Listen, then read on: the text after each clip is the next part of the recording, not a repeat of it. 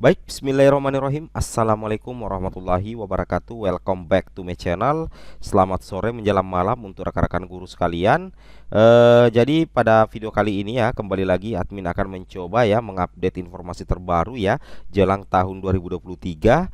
Selamat ya, di sini ada 4 poin penentu sebenarnya dari Kemendikbud agar P1 ya, pelamar prioritas 1 tanpa formasi di tahun 2021 dan di tahun 2022 itu bisa diangkat menjadi ASN asalkan keempat poin ini yang pernah dibahas oleh Kemendikbud ini betul-betul direalisasikan di mana? Di tahun 2023 Bapak Ibu ya.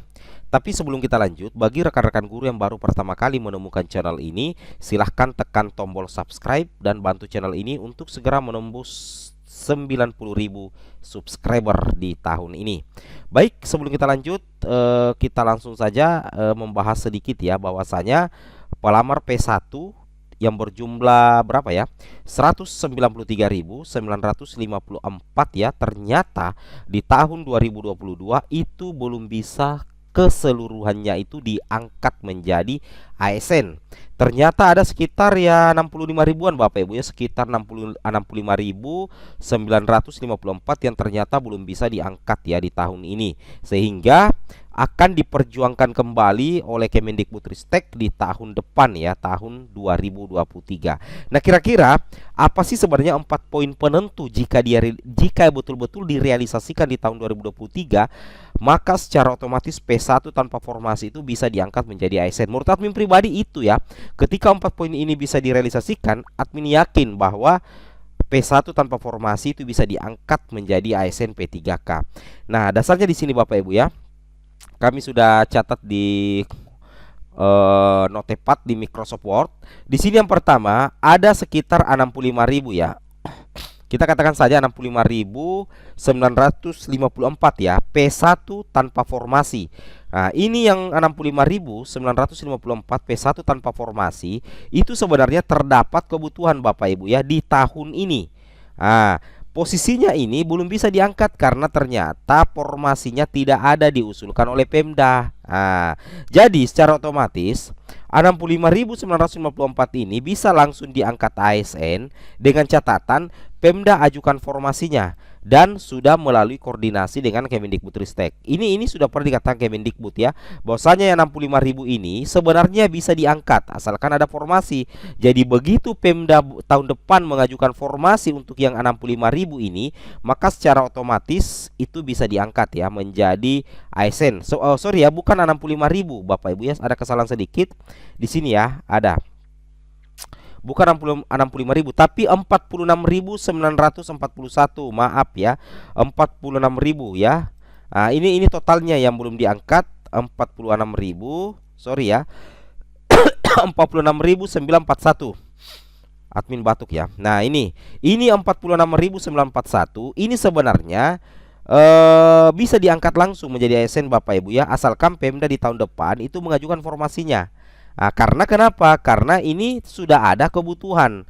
Sebenarnya ada kebutuhannya di tahun ini, cuman formasinya minim sehingga masuk dalam kategori P1 tanpa formasi.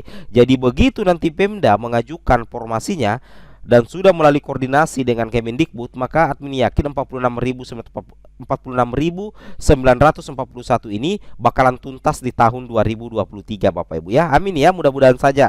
Ya, mudah-mudahan saja. Kemudian poin yang kedua adalah ini Bapak Ibu ya. Status P1 tanpa formasi. Nah, kembali menjadi prioritas pengangkatan dengan asumsi sudah lolos passing grade dengan menggunakan kebijakan khusus dibalut dengan regulasi terbaru. Nah, ini kita juga pernah mendengar artikel di jpnn.com ya, bahwasanya Mas Menteri itu tetap akan memprioritaskan P1 tanpa formasi di tahun 2023. Ada alasan kuatnya kenapa P1 tanpa formasi itu wajib untuk diprioritaskan kembali. Alasannya karena mereka ini sudah lolos passing grade Bapak Ibu ya, sudah lolos nilai ambang batas. Cuman karena tidak ada formasi atau masuk dalam kategori mapel berlebih sehingga tidak mendapatkan penempatan. Tapi kalau dari segi nilai sebenarnya sudah melewati nilai ambang batas sehingga nantinya status P1 ini tetap menjadi prioritas di tahun 2023. Amin ya. Nah, tentunya akan mudah-mudahan bisa ada kebijakan khusus, tentunya berdasarkan regulasi terbaru. Otomatis di tahun 2023 kita tetap menunggu Permenpan RB yang baru Bapak Ibu ya. Itu maksudnya regulasi terbaru. Mudah-mudahan nantinya akan ada Permenpan RB yang baru yang nantinya tetap mengcover status P1 tanpa formasi. Seperti itu Bapak Ibu ya. Kemudian yang ketiga sekaligus keempat, kelima, keenam, di sini yang poin C, realisasi 3 paket kebijakan Mas Nadiem yang telah mendapat restu dari Pak Presiden, yaitu Bapak Jokowi. Nah, perlu Bapak Ibu ketahui di hari HUT ya, HUT PGRI yang ke-77 dengan HGN, sebenarnya di situ Mas Menteri itu sudah pernah membahas 3 paket kebijakan untuk P3K guru di tahun 2023 dan katanya itu sudah mendapatkan restu dari Presiden, sehingga tunggu apa lagi? Menurut admin ya, menurut admin kalau sudah mendapat restu dari Presiden, tunggu apa lagi ya? Langsung eksekusi di tahun 2023. Kalau ketiga paket kebijakan ini dieksekusi Mas Nadiem di tahun depan, maka P1 tanpa formasi sangat berpotensi untuk diangkat menjadi ASN P3K karena memberikan ruang yang sangat luar biasa Bapak Ibu ya untuk masuk mengisi formasi seperti itu. Itu yang harus Bapak Ibu pahami. Nah, di sini kita lihat ya, di sini di sini dikatakan Mas Nadiem sebut guru lulus PG tidak dapat formasi, lalu berjanji carikan solusi. Nah, ini yang admin bilang tadi ya, ini admin bilang tadi dari 65.000 ini 46.941 terdapat kebutuhan. Nah, di sini dikatakan diperlukan koordinasi dengan Pemda untuk dapat diangkat pada seleksi berikutnya. Sedangkan ini yang 19.000 ini menjadi PR-nya Kemendikbud ya. Kita masih menunggu kira-kira apa strategi untuk pemuntasan yang 19.000 ini karena memang tidak ada kebutuhan ya atau masuk dalam kategori mobil berlebih. Tapi tetap akan diperjuangkan karena ini juga adalah P1 Bapak Ibu ya. Itu yang harus Bapak Ibu pahami dan cermati. Kemudian di sini di jpnn.com di sini dikatakan Bapak Ibu bahwasanya Mendikbudristek ya, Nadiem Makarim mengakui 2 tahun pelaksanaan seleksi P3K guru itu berbagai masalah timbul ya. Salah satunya adanya kelompok guru honorer yang tidak mendapatkan formasi. Saya sadari ada guru lulus PG yang tidak mendapatkan formasi P3K 2021 dan P3K 2022, kata Mas Nadiem sapaan akrabnya pada puncak peringatan HUT ke-77 PGRI dan HGN di Kota Semarang Bapak Ibu ya. Nah, sebenarnya Mas Nadiem tahu ya bahwa banyak yang P1 itu tidak diangkat di tahun 2022. Nah, di sini dikatakan namun jumlah guru honorer yang terangkat sampai tahun ini baru sekitar 600.000. Itu berarti masih separuh lebih yang harus diselesaikan pada tahun 2023. Oleh karena itu, Nadiem menghimbau agar Pemda mengajukan formasi P3K 2023 untuk para guru honorer agar seluruhnya bisa diakomodir. Kami sudah menyiapkan solusinya. Nah, jadi Mas Nadiem mengatakan sudah ada solusi untuk mengakomodir seluruh guru honorer pada rekrutmen P3K 2023. Beliau juga menegaskan solusi yang akan ditempuh pada 2023 itu sudah mendapatkan persetujuan dari Bapak Jokowi, Bapak Presiden kita. Nah, ini yang harus kita tunggu-tunggu ya. Nah, kira-kira apa paket kebijakannya? Di sini kita bisa cek lagi. Paket kebijakannya yang pertama itu ini Bapak Ibu ya.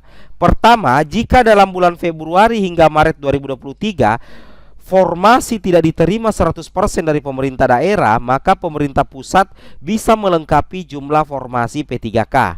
Pemerintah pusat akan mengajukan dan menetapkan formasinya. Nah, ini yang sangat luar biasa. Kalau ini dieksekusi yang poin pertama, maka itu yang admin bilang tadi bahwa akan ada ruang yang sangat luas bagi pelamar P1 untuk mendapatkan formasi sekaligus penempatan. Karena kenapa? Anggaplah misalkan Pemda kebutuhan itu 100, ternyata yang diajukan Pemda 20, maka 80 ini akan dilengkapi oleh pemerintah pusat. Itu masuk dalam paket yang pertama. Jadi intinya seperti ini. Jika formasi tidak diterima 100%, maka pemerintah pusat bisa melengkapi jumlah formasi P3K. Otomatis tidak ada lagi persoalan terkait minimnya formasi nanti di tahun 2023, asalkan paket kebijakan pertama ini betul-betul dieksekusi. Seperti itu ya. Yang kedua adalah Undang-Undang APBN dan Peraturan Menteri Keuangan akan mengatur secara spesifik bahwa anggaran gaji dan tunjangan melekat untuk P3K, tidak akan bisa digunakan untuk hal lain, bahkan tidak bisa digunakan untuk hal pendidikan lainnya. Sehingga secara otomatis kalau memang anggaran untuk P3K itu sudah diatur secara spesifik, maka sebenarnya tidak ada alasan Pemda untuk tidak mengajukan formasi karena sudah ada jaminan bahwa anggarannya ada di sini. Nah, seperti itu ya. Sama dengan yang poin ketiga, dana spesifik untuk pengangkatan P3K tersebut hanya akan ditransfer ke Pemda pada saat pengangkatan sudah terjadi. Seperti itu Bapak Ibu ya. Nah, oke, mungkin cukup sampai di sini informasinya. Assalamualaikum warahmatullahi wabarakatuh.